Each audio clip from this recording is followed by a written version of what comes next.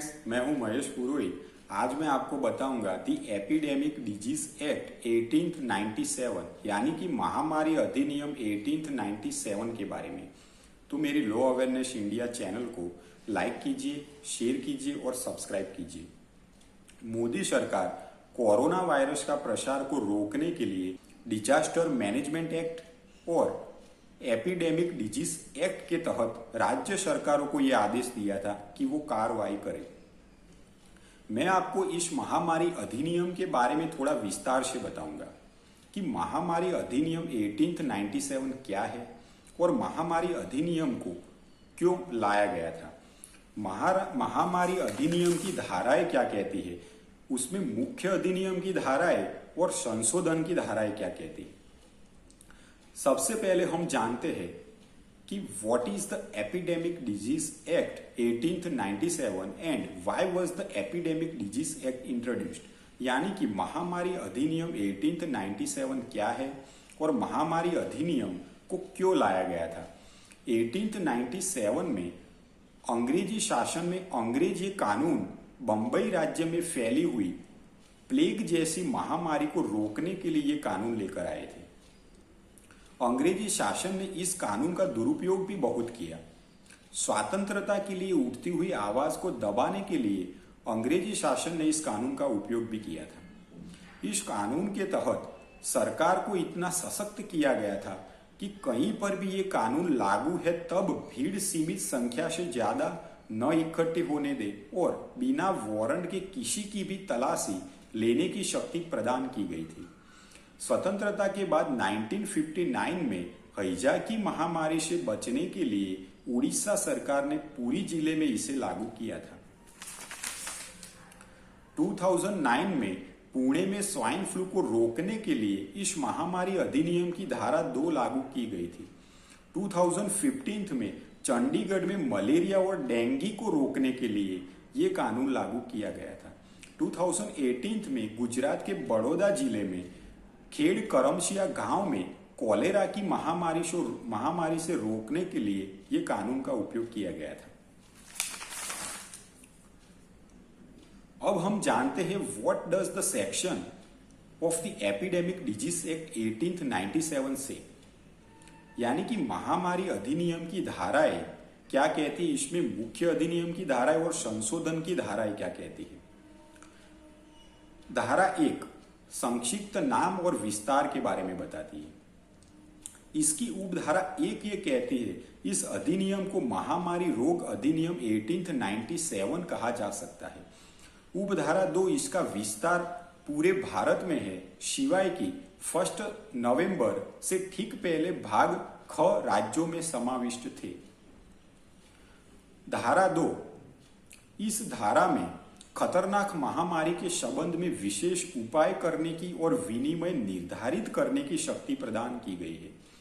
धारा 2 की उपधारा 1 ये कहती है कि राज्य सरकार कोई महामारी को रोकने के लिए इस कानून के अलावा अन्य अस्थायी नियम भी निर्धारित कर सकती है जिससे महामारी को रोका जा सके, और सार्वजनिक सूचना के जरिए ऐसे उपाय लोगों को बताना होगा जिससे महामारी को रोका जा सके।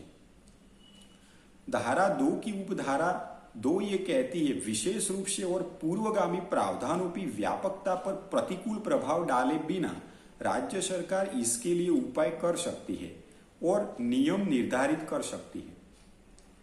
धारा 2 की उपधारा बी ये कहती है कि रेलवे या अन्य प्रकार से यात्रा करने वाले व्यक्तियों का निरीक्षण कर सकती है और उन्हें अस्पताल में अस्थायी आवास में भी रख सकती है, और अधिकारी इस तरह की किसी भी बीमारी से कोई व्यक्ति संक्रमित है ऐसा संदेह होने पर उसका निरीक्षण भी कर सकता है। धारा 2 की उपधारा 1 केंद्र सरकार की शक्तियों के बारे में हमें बताती है। ये धारा ये कहती है यदि केंद्र सरकार इस बात से संतुष्ट हो जाती है कि भारत या इसके किसी भी भाग में किसी खतरनाक महामारी फैलने का खतरा है या आने का खतरा है और कानून के सामान्य प्रावधान कुछ समय के लिए अपर्याप्त है, तो केंद्र सरकार ऐसे उपाय कर सकती है जैसा वह ठीक समझे। किसी भी बस या ट्रेन या माल वाहन या जहाज या विमान को किसी भी भूमि, बंदरगाह या हवाई अड्डे पर जाने या पहुंचने के लिए नियम निर्धारित कर सकती है। जैसा भी मामला हो, इन क्षेत्रों में जहां तक इस अधिनियम का विस्तार होता है या वहां यात्रा करने का इरादा रखने वाले या वहां पहुंचने वाले किसी भी व्यक्ति के लिए जैसा आवश्यक हो, उनका अवरोध कर सकती है। धारा 3 जुर्माना यानी कि पेनल्टी, इस अधिनियम के तहत बनाए गए किसी भी नियम या आदेश की अवहेलना यानी कि अनादर करने वाला कोई भी व्यक्ति भारतीय दंड संहिता की धारा 188 के तहत दंडनीय अपराधी माना जाएगा। आइए हम देखते हैं आईपीसी की धारा 188 क्या कहती है। आईपीसी की धारा 188 में ऐसे अपराध में 6 महीने तक की कैद या 1000 रुपये का दंड देने का प्रावधान है या दोनों हो सकता है। धारा 4 इस अधिनियम के तहत कार्य करने वाले व्यक्ति को संरक्षण प्रदान करती है। ये धारा ये कहती है इस अधिनियम के अधीन कोई अच्छी नीयत से किए गए कार्य के लिए किसी व्यक्ति के विरुद्ध कोई वाद या अन्य कोई कानूनी कार्रवाई नहीं होगी। 22 अप्रैल 2020 में मोदी सरकार इस एक्ट में एक अध्यादेश लेकर आई। ये इसलिए लाया गया था कि कोरोना के खिलाफ लड़ रहे हमारे स्वास्थ्य कर्मी यानी कि फ्रंटलाइन वॉरियर्स पर कुछ किस्से सामने आए जहां पर उन पर हमले भी किए गए थे। उनको सुरक्षा प्रदान करने के लिए यह अध्यादेश लाया गया, जिसका नाम था एपिडेमिक डिजीज अमेंडमेंट ऑर्डिनेंस 2020। अध्यादेश के बारे में आर्टिकल 123 ये कहता है, संसद के न होने पर अध्यादेश जारी करने की राष्ट्रपति की शक्ति। इस आर्टिकल में कहा गया कि यदि किसी भी समय सिवाय जब संसद के दोनों सदनों के सत्र चल रहे हो, राष्ट्रपति इस बात से संतुष्ट हो जाते हैं कि ऐसी परिस्थितियां मौजूद है जिनके लिए उन्हें तत्काल कार्यवाही करना आवश्यक है, तो वह ऐसे अध्यादेशों का प्रकाशन कर सकते हैं जो उन्हें परिस्थितियों की आवश्यकता के अनुसार प्रतीत होते हैं। इस अध्यादेश के आने के बाद धारा 1 की उपधारा 2 में ये पूरे भारत में लागू होगी, ऐसा प्रावधान किया गया। धारा 1 में उपधारा 1A ऐड की गई, जिसमें डेफिनेशन यानी कि परिभाषा को रखा गया, जिसमें हिंसा के कार्य की परिभाषा स्वास्थ्य सेवा कर्मियों का अर्थ दिया गया है। धारा 2 में उपधारा 2B जोड़ी गई, जिसमें स्वास्थ्य सेवा कर्मियों के खिलाफ हिंसा और संपत्ति को नुकसान का निषेध दिया गया है। धारा 3 में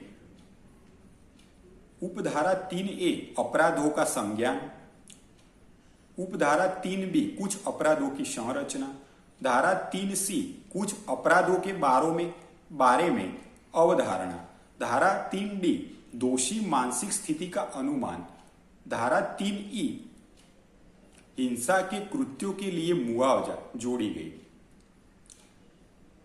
सीआरपीसी की धाराओं में कुछ भी हो, अब कोई स्वास्थ्य कर्मियों पर हमला करता है तो ऐसे अपराध संज्ञेय और गैर जमानतीय की श्रेणी में आएगा और मामले की जांच 30 दिनों में पूरी करनी पड़ेगी और साल भर में फैसला लाया जाएगा। अगर फैसले में देरी हो तो न्यायाधीश को कारण बताना पड़ेगा। ऐसे अपराध में समझौता करने के लिए कोर्ट की परमिशन लेनी पड़ेगी, जिसमें अपराध में दोषी व्यक्ति को न्यायालय मुआवजे के रूप में भुगतान करने के लिए उत्तरदायी ठहरा सकती है। किसी संपत्ति का नुकसान या क्षति के मामले में मुआवजा बाजार मूल्य है उसका 2 गुना, जैसा कि न्यायालय द्वारा निर्धारित किया जा सकता है। दिए गए मुआवजे में विफल होने पर ऐसे दोषित के सामने राजस्व वसूली अधिनियम 1890 के तहत भू राजस्व की बाकी राशि के रूप में वसूली की जाएगी। तो हमने जाना द एपिडेमिक डिजीज एक्ट 1897 और उसमें अमेंडमेंट ऑर्डिनेंस 2020 के बारे में। आप मेरी चैनल से जुड़े रहिए और अपने प्रश्न मुझे कमेंट कीजिए।